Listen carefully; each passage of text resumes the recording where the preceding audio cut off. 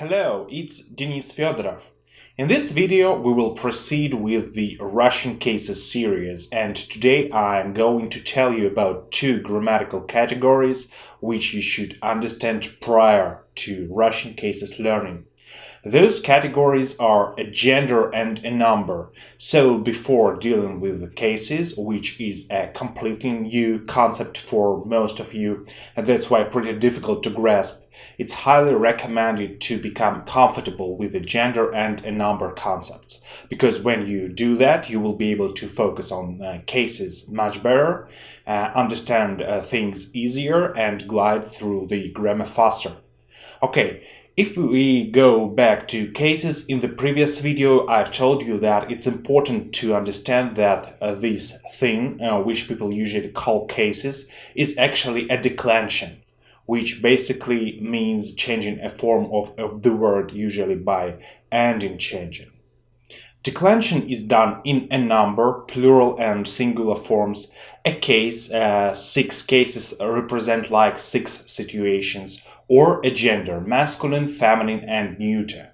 So cases are not some isolated things, but a part of the process of declension, which includes not only cases, but also a gender and a number. So there are 3 categories: a case, a number, a gender, which are united under the same mechanism of declension and are kind of inseparable. So to learn cases means also to learn genders and numbers. Okay, obviously the main category you should master before proceeding with cases is a gender. You meet this category usually when starting to learn the Russian grammar during the first part of speech, which is a noun. That's the unit where your gender skill is formed.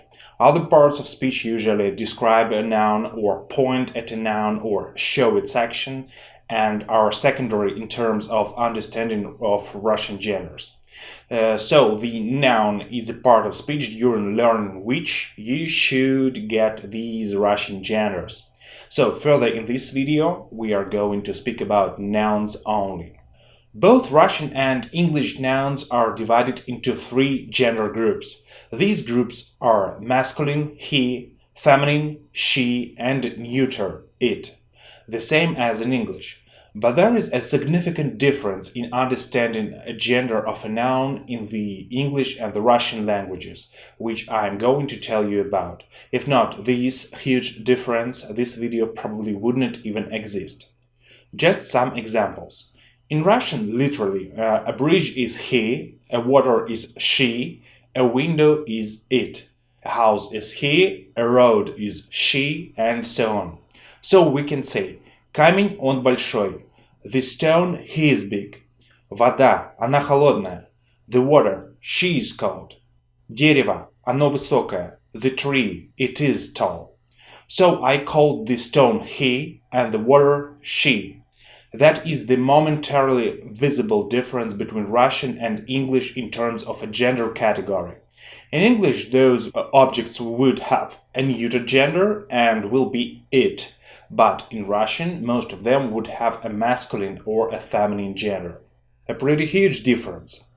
It is important to say here that we do not mean that water is a womanish and a stone is a kind of manish.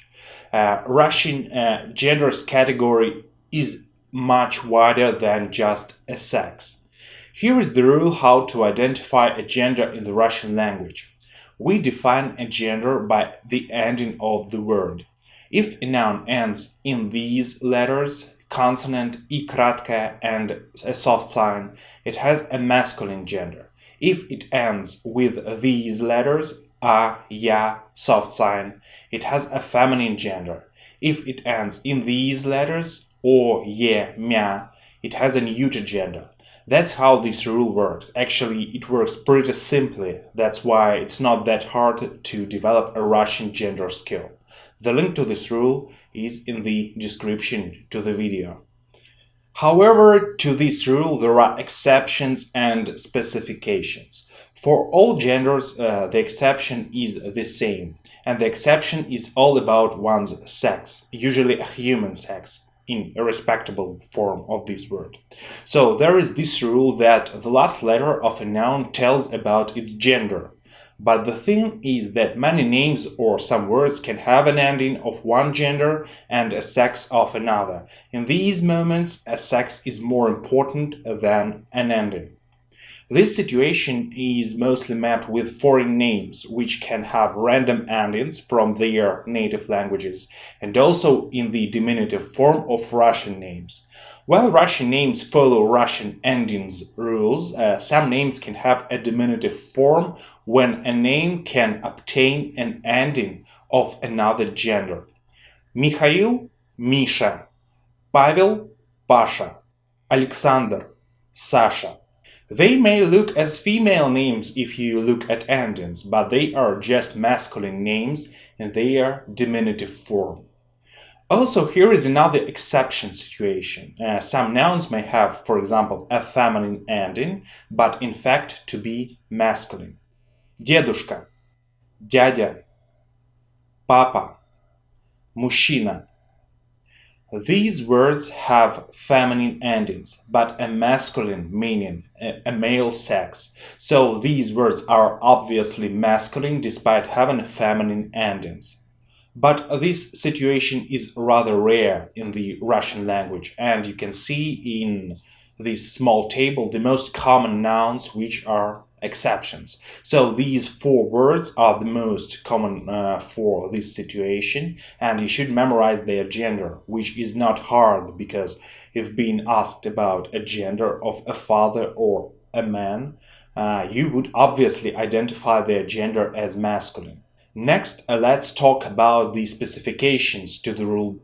The first one says that nouns that end in a soft sign can either be feminine or masculine. Soft a sign in the end can belong to both genders. If you don't know the gender of a word, you can use this statistical rule. Treat to this noun as feminine because 75% of the nouns ending with a soft sign are feminine. So you have a significant chance to be right. Again, it means that when you meet a noun ending in a soft sign and you don't know the gender of this noun, consider this word to be feminine. Most likely you'll guess properly. So you usually need to also memorize the gender of those nouns which end in a soft sign. The second specification says that if a noun ends with ya, it belongs to a female gender, but if it ends with mya, it belongs to a neuter gender. Obviously, there are much fewer words ending in mya than in ya, and the most common word for mya would be время, time.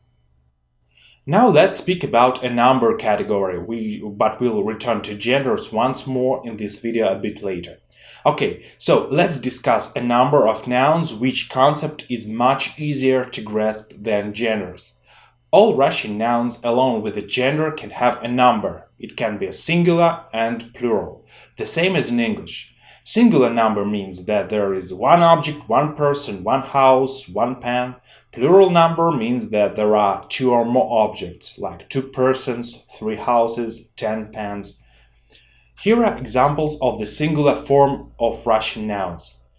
And here are examples of the plural form of Russian nouns. The general approach for a number is the same as in English. Basically, in both languages, we change the ending of the word, and the word changes its form from singular to plural. The skill of doing this is developed alongside with learning cases because for each case there can be a singular form and a plural form. And here is a note for you. Money and news in Russian have a different number from English. In English, money, деньги, and news, новости, have singular form, but in Russian, those are plural. And also now one important note about stress in words. The same word in the singular and plural form can have different syllables stressed. Here are examples of stress changing. In all these words, the form of the word has changed from singular to plural, and the stress also moved from one syllable to another. This shift of stress may happen or may not happen. It depends on the word. Okay, back to genders, because right now in this video they are much more important. I want you to really get them in this video. So this will be a summary to genders, okay?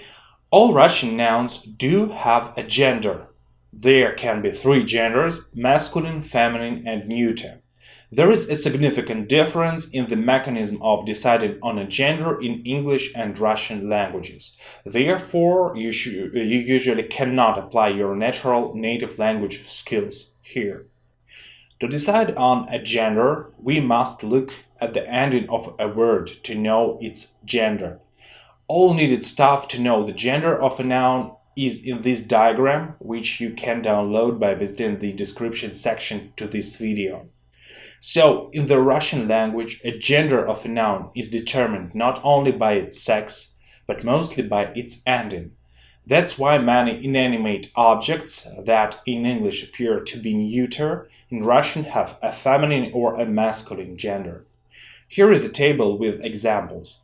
In this table, we see different nouns, and the ending of these nouns determines their gender. So, to define a gender, you should look at the last letter of a noun. Nouns of a masculine gender end in a consonant, I kratka, and soft sign. The first group of nouns that end in a consonant is bigger than others. Furthermore, this group of nouns is the largest group of common nouns. So, most of the common nouns end in a consonant and have a masculine gender. Nouns of feminine gender end in a, ya, and soft sign. However, the most common ending is a. Nouns of neuter gender end in o, ye, and mya. However, the most common ending is o. Nevertheless, there can be some exceptions, and they are rather simple. Here are examples of these exceptions. So, what we see? We see that there can be nouns with the feminine ending and masculine meaning. In such situations, when the ending contradicts the meaning, we detect the gender by meaning. So, in the table, all these nouns that have masculine meaning but feminine endings, they have a masculine gender because of meaning, because of their sex. So, sex is more important than an ending. This situation may happen with other genders, but the masculine situation is the most common. And one important note in the end: coffee, is masculine in Russian. Remember this as an exception and name coffee as he. So, what can we say about a number, a case, and a gender in the mechanism of declension? The concept of a number is obviously not new for English speakers, so they have no problems with its understanding. You simply need to learn to transform words between singular and plural forms. The concept of a case is very new for an English speaker. That's why people say that cases are very hard. We shall go through all cases in the future videos.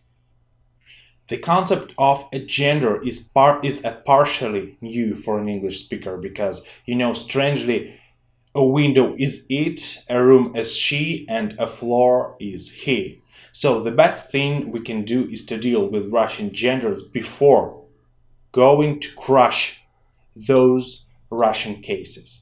To master genders means to develop a skill of instant and effortless gender identification, which can be developed through exercising, as almost everything in the Russian language. Exercising is a key. So in the description you have a PDF with the Russian genders rule. Also in the description you have a link to a PDF with an exercise.